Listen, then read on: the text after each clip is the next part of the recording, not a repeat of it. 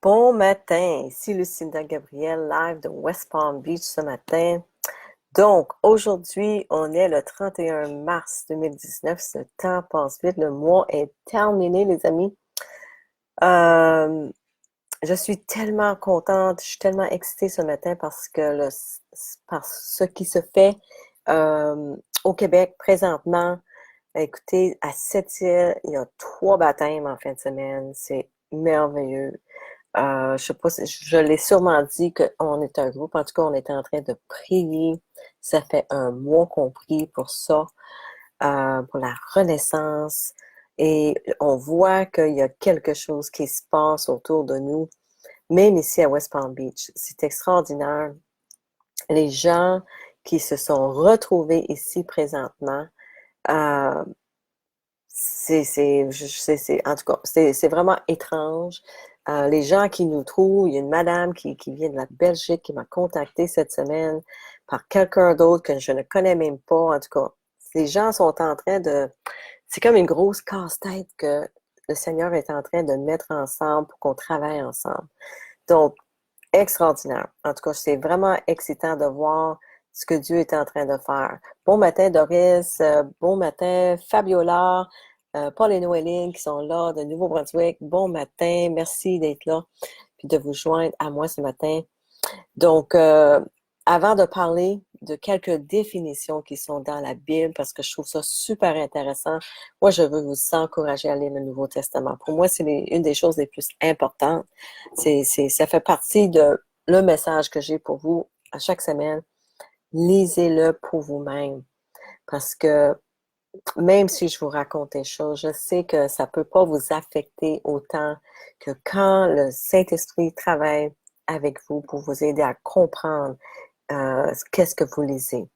Donc, avant de parler de ça, par exemple, je vais juste vous donner une petite mise à jour de ce qui se passe ici à West Palm. Comme je vous ai dit, le Seigneur est en train de faire un travail extraordinaire. En fin de semaine passée, on a eu 6 baptêmes ici dans la fin de semaine. Et hier, on est allé dans une mission. C'est tous les dimanches, les samedis matins, on va dans une mission pour distribuer de la bouffe aux gens qui sont en besoin. Puis on est un groupe ensemble, on prie pour eux. Et hier, j'ai revu une femme que j'ai vue la semaine d'avant. Puis je connais même pas son nom. Je peux pas communiquer avec elle. Elle est espagnole. Mais la semaine passée, quand je l'ai vue dans l'allée où elle était allée prendre un café, elle était assise comme sur une chaise qu'on pousse. Et quand je l'ai vue, je sais pas, mon cœur a comme explosé, là. C'est une belle madame, elle a comme 70 ans. Puis je suis allée vers elle, puis j'ai dit, je peux-tu prier pour vous?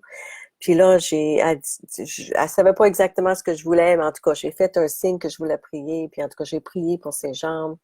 Puis j'ai levé de sa chaise, je l'ai fait marcher. Puis j'ai vraiment prié avec tout mon cœur, en tout cas, pour qu'elle marche. Puis cette semaine, quand elle est revenue samedi matin, elle est partie de son auto, puis elle a marché jusqu'à la ligne. Puis c'est long, là, c'est quand même une bonne marche. Elle n'a jamais marché autant. Sa famille m'a dit, parce que là, j'ai trouvé une traductrice. Puis sa famille m'a dit que toute la semaine, ça a bien été. Elle n'a pas eu aucun mal. Elle a marché. Puis, en tout cas, elle a dit que ça a eu une amélioration de 50%, ce qui est vraiment énorme, parce que ça fait longtemps qu'elle n'a pas pu marcher comme ça. Puis hier, j'ai prié encore pour elle, puis elle a le diabète, puis les yeux, en tout cas. Donc, j'ai vraiment prié le Seigneur pour qu'il puisse la guérir. Donc, j'ai dit que dans 2 semaines, mais que je la revois, je veux qu'elle danse pour être en ligne. Donc, j'ai hâte de voir ce que le Seigneur va faire avec ça. Et il y a un autre monsieur que j'ai remarqué, un jeune homme qui était dans la noirceur, ça se voyait, puis c'était triste. Puis la première personne qui l'a approché il y a 2 semaines pour prier pour lui, je voyais que non, non, non, non, non, il voulait rien savoir. Puis vers la fin de la journée, une autre personne lui demande, puis là, il a accepté. Et on dirait qu'il s'est adouci en faisant la ligne. Puis la semaine passée, il y a eu des hommes qui ont vraiment parlé avec lui, qui ont prié pour lui. Puis hier encore, donc c'est tellement beau à voir. Moi, je suis certaine que d'ici la semaine prochaine, il va se faire baptiser.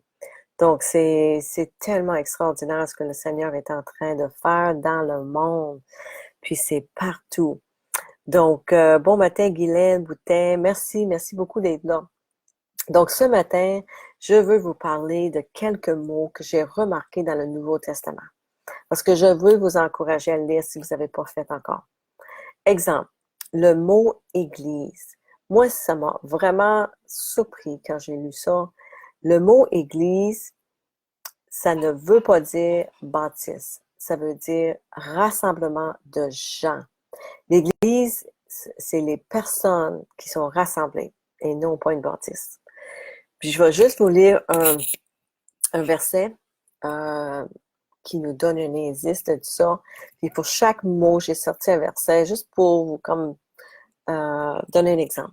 Donc, ça dit, quant à Saul, il cherchait à détruire l'Église, allant de maison en maison. Vous voyez? Parce que quand on dit il cherchait à détruire l'Église, c'était pas une bâtisse parce qu'il allait de maison en maison pour en arracher les croyants, hommes et femmes, et les jeter en prison. Donc, Saul cherchait à détruire l'Église. Puis l'Église, c'était les croyants. Donc, nous, les croyants, on est l'Église. Puis, Saul, c'est vraiment l'apôtre Paul. Donc, si vous ne connaissez pas l'histoire, c'est que après que Jésus est mort, ressuscité, il y avait comme 12 apôtres, il y en a un qui a comme tombé, c'est Judas. Après ça, je pense que c'était comme 12 ans plus tard, 12-13 ans plus tard, il y a eu Saul de Damascus. Puis lui, il persécutait les apôtres, puis il disait que c'était pas vrai que ce que eux autres disaient, puis faisaient, puis il persécutait les croyants. C'est ça qu'il disait. Il cherchait à détruire l'Église, allant de maison en maison, pour arracher les croyants.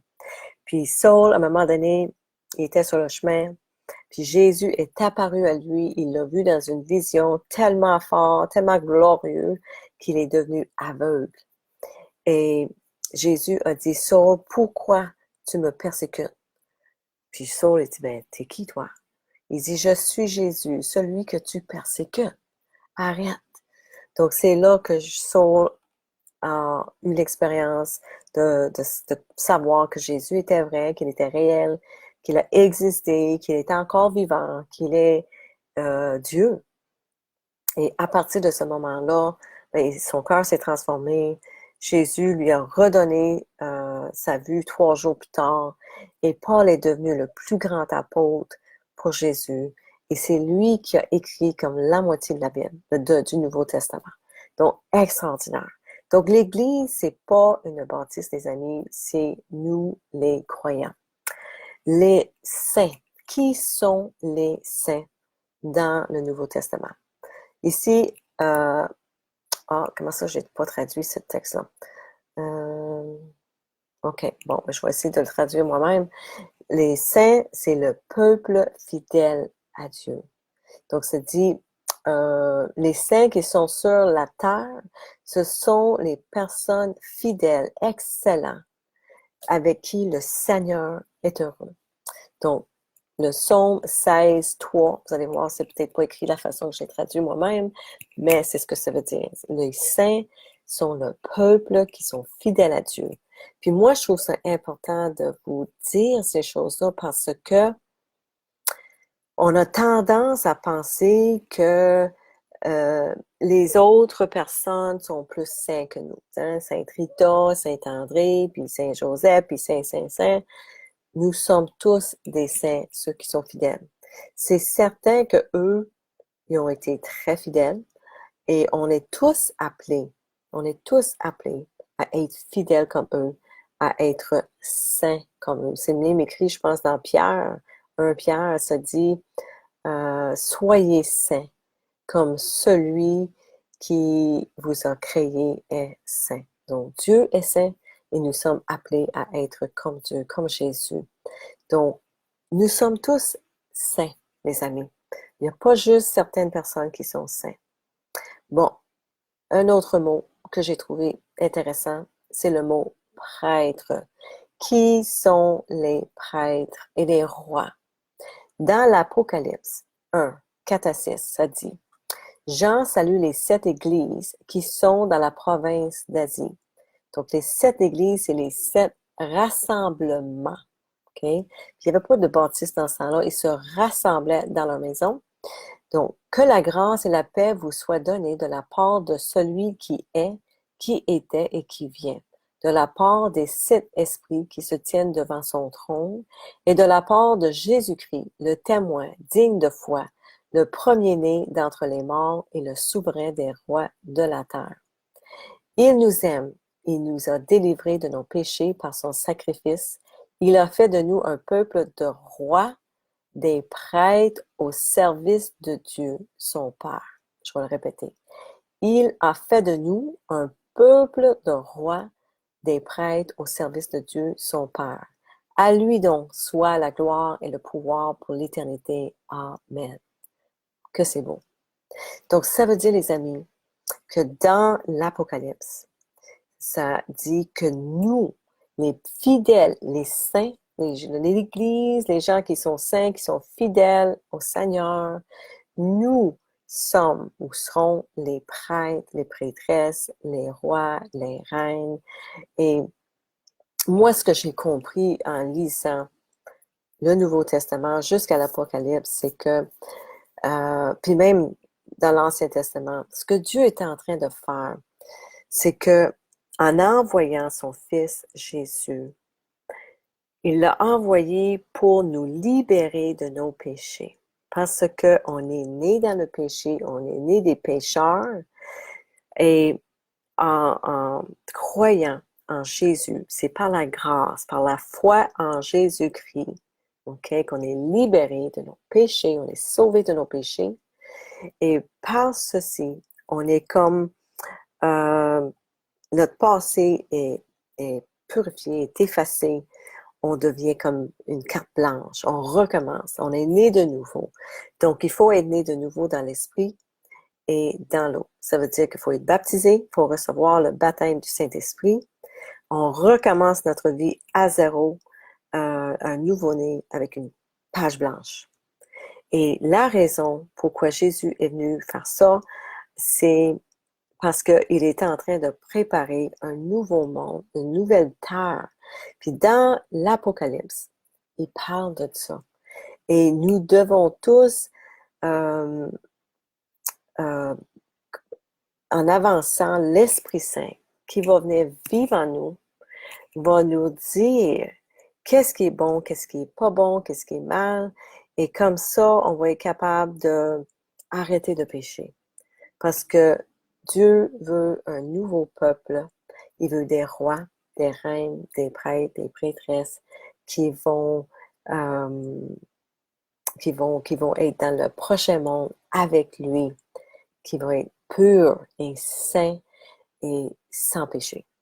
Donc, j'espère que c'est un peu clair. C'est ça le but de ce que Jésus est venu faire ici. Il est vraiment venu nous libérer de notre prison de péché, puis de nous libérer de l'emprise de Satan puis des démons. Donc, c'est ça. Puis il y a seulement Jésus qui peut nous libérer de tout ça. Frères et sœurs, vous avez peut-être même vu hier, j'ai partagé une photo dans laquelle je remerciais le Seigneur pour les belles sœurs que j'ai ici. Puis dans la Bible, on voit que Jésus a dit à un moment donné, si vous quittez mère et père et frères et sœurs et terrain pour moi, je vous redonnerai à centuple ce que vous aurez perdu pour moi. Parce qu'il nous aime tant que ça. Parce qu'il sait que des fois, notre famille, nos amis ne nous comprennent pas quand on décide de suivre le Seigneur et il nous dit, faites-vous-en pas. Si vous m'aimez puis vous me suivez, je m'occuperai de vous et je vais vous donner d'autres sœurs et d'autres frères et d'autres terrains centuple ici sur la terre et au ciel. Alors, quand on se donne au Christ, en Jésus, on a des nouveaux frères et sœurs qui sont en Christ aussi. Donc, je vais juste lire dans 1 Timothée, ça dit, « Ne rudoie pas un homme âgé, mais encourage-le comme s'il était ton père. Traite de la même manière les jeunes gens comme des frères, les femmes âgées comme des mères, les plus jeunes comme des sœurs, en toute pureté. » Donc, ça veut dire que tout le monde qui sont en Christ, les personnes âgées sont nos mères et nos pères, les jeunes, ce sont nos frères et nos sœurs. À un moment donné, les apôtres disent à Jésus, « Ah, tu sais, ta mère et ton frère sont ici, ils sont venus te voir. » Et Jésus les regarde et dit, « Qui est ma mère? Qui sont mes frères? » Puis il dit, les gens, les apôtres, il dit, ceux et celles qui suivent la volonté de Dieu sont ma mère et mes frères et mes sœurs. Donc, c'est les gens qui suivent la volonté de Dieu. Nous sommes frères et sœurs ensemble en Christ. Donc, j'ai trouvé ça extraordinaire. Donc, moi, je vous encourage vraiment à lire le Nouveau Testament pour découvrir ces tout petites subtilités-là que vous ne pouvez pas savoir si vous ne prenez pas le temps de lire et bâtir une relation avec le Seigneur. Une petite dernière chose, je sais pas si vous avez vu le film qui s'appelle Faith Like Potatoes. Je vais juste aller l'écrire ici. Faith Like Potatoes. Ils doivent sûrement avoir la traduction quelque part. Oups. Oh, cancel. C'est pas ça que je voulais faire. OK. Donc, Faith Like Potatoes. Hier, j'écoutais cet homme-là qui est extraordinaire. Il s'appelle Angus Buchan.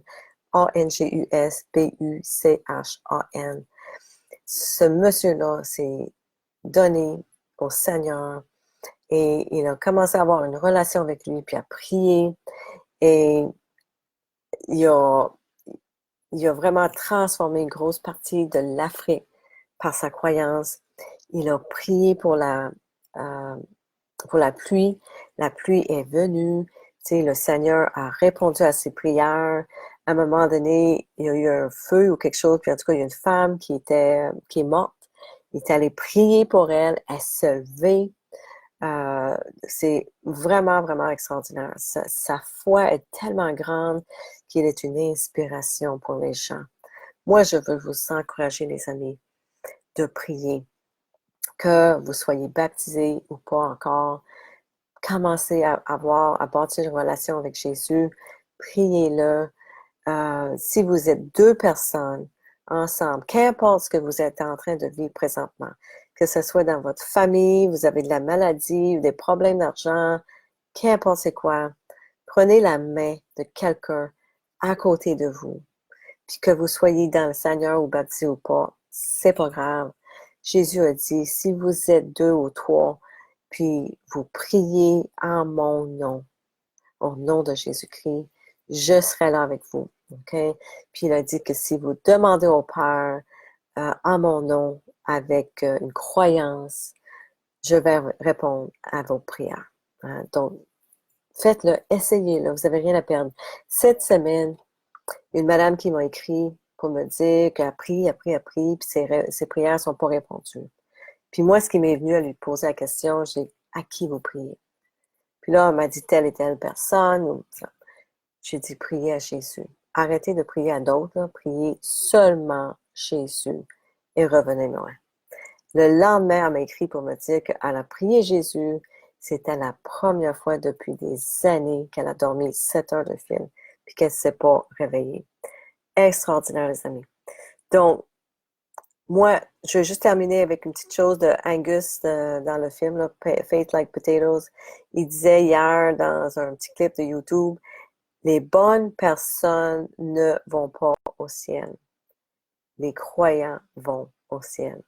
J'ai trouvé ça extraordinaire. Tellement simple, mais tellement vrai. Donc, c'est pas à cause que vous êtes une bonne personne que vous allez aller au ciel. C'est les croyants en Jésus-Christ qui vont aller au ciel, puis les croyants qui ont une relation. Jésus n'est pas venu ici, les amis, pour faire des religions, puis des dénominations. Il est venu ici pour avoir une relation personnelle avec chacun et chacune de nous, par l'entremise de son Saint-Esprit qui vit en nous quand on se remet à lui, qu'on se fait baptiser dans l'eau et le Saint-Esprit. Donc, c'est les croyants qui ont des relations avec lui qui vont aller au ciel, et c'est bien écrit dans la Bible à un moment donné. Il dit, il viendra un jour où est-ce qu'il y a des personnes qui vont m'appeler, puis je vais leur dire, t'es qui toi? Je te connais pas. On s'est jamais parlé.